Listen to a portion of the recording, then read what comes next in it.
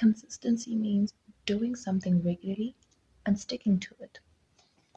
Or, according to Google, consistency means the quality of achieving a level of performance which does not vary greatly in quality over time. Consistency is key, but consistency can be hard sometimes, especially when you feel unmotivated and just tired.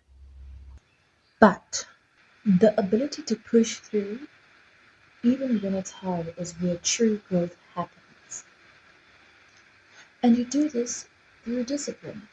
Be disciplined. Discipline stays, and oftentimes motivation fades. Progress comes from steady efforts.